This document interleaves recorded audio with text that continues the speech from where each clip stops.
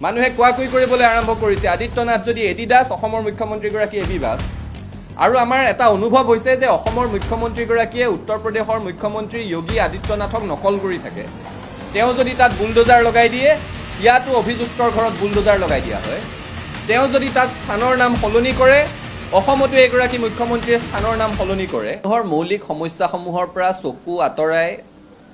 অদৰকাৰী কথাত ব্যস্ত ৰখাৰ এইবোৰ হৈছে একোটা কৌশল জিলাখনৰ নাম মুখ্যমন্ত্ৰীগৰাকীয়ে সলনি কৰিছে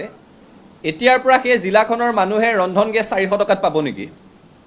এতিয়াৰ পৰা সেই জিলাখনৰ মানুহে টোল গেটৰ টেক্সৰ পৰা মুক্তি পাব নেকি সেই জিলাখনত যাতায়াতৰ ব্যৱস্থা সুচল হৈ যাব নেকি নামটো সলোৱাৰ লগে লগে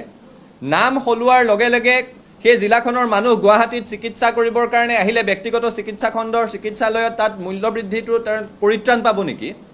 তাত শিক্ষা দীক্ষাৰ ব্যৱস্থা উন্নত হৈ যাব নেকি নাযায় সেই মৌলিক কথাসমূহ যদি মানুহৰ জীৱন ধাৰণৰ মানদণ্ড উন্নত নহয় যদি তাত যাতায়াতৰ ব্যৱস্থা সুচল নহয় তাত যদি শিক্ষা আৰু স্বাস্থ্য খণ্ড চৰকাৰী ঘৰত উত্তৰণ নঘটে সেইবোৰ হৈছে মানুহৰ প্ৰাথমিক প্ৰয়োজন সেইবোৰৰ পৰা দৃষ্টি আঁতৰাই কেৱল নাম সলোৱাৰ ৰাজনীতি কৰি থাকিলে কোনো ধৰণৰ উত্তৰণ নহয় এতিয়া আপোনালোকে কওক জিএছ ৰোড এটি ৰোডৰ নাম সলালে আপোনালোকে বেলেগ নামেৰে সৈতে কৈ পাইছে নেকি গুৱাহাটীত অটো এখন লৈ উবাৰ এখন লৈ যদি আপোনালোক যাবলৈ বিচাৰে কালাপাহাৰ বুলি নকৈ বেলেগ নাম ক'লে তেওঁলোকে লৈ যায় নেকি নাম সলাই আছে বাস্তৱত প্ৰয়োগ হৈ আছে নে নাই আসলতে নাম আৰু ইতিহাস পৰিৱৰ্তন কৰিব বিচৰা এই প্ৰৱণতাটো বিজেপিৰ সমগ্ৰ ভাৰতবৰ্ষত আছে আৰু সেই সৰ্বভাৰতীয় বিজেপিৰ প্ৰৱণতাটোকে অসমৰ মুখ্যমন্ত্ৰীগৰাকীয়ে নকল কৰিছে বেলেগ কথা একো নাই অসমত এতিয়া বজাৰত জুই লাগি আছে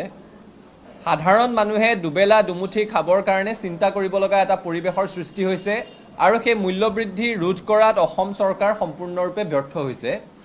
আজি সদৌ অসম ছাত্ৰ সন্থাৰ আহ্বানত অসমৰ প্ৰতিখন জিলা ছাত্ৰ সন্থাই জিলা সদৰত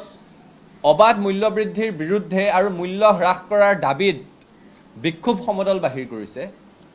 অসমত এতিয়া এনেকুৱা এটা পৰিৱেশৰ সৃষ্টি হৈছে যেতিয়া মূল্য বৃদ্ধিৰ কাৰণে খাতি খোৱা মানুহে দুখীয়া শ্ৰেণীৰ মানুহে নিজৰ ভাতকেইটাৰ কথা চিন্তা কৰিব লগা হৈছে সেইখিনি সময়ত যোগান মন্ত্ৰীৰ দায়িত্বত থকা অপদাৰ্থ অকৰ্মণ্য মন্ত্ৰীগৰাকীয়ে মূল্য বৃদ্ধি নিয়ন্ত্ৰণতো ব্যৰ্থ হৈছে মূল্য বৃদ্ধি কিয় ৰোধ কৰিব পৰা নাই সেই কথাটোৰো তেওঁ কোনো উত্তৰ দিব পৰা নাই তেওঁক প্ৰশ্ন সুধিলে তেওঁ মাত্ৰ কয় যে তেওঁ পত্নীৰ পৰাও গালি খাবলৈ আৰম্ভ কৰিছে আমাৰ যোগান মন্ত্ৰীগৰাকীৰ প্ৰতি এতিয়াই আহ্বান যে আপুনি মুখ্যমন্ত্ৰীৰ ওচৰত গৈ কওক যে মই মোৰ পত্নীৰো গালি খাই আছো মই ৰাইজৰো গালি খাই আছো যেহেতু পত্নীৰ পৰা আপুনি বচাব নোৱাৰে ৰাইজৰ খঙৰ পৰা মোক বচাই মোক এই পদটোৰ পৰা আঁতৰাই দিয়ক সেই কথাটো তেওঁ আমি কোৱাটো বিচাৰিছো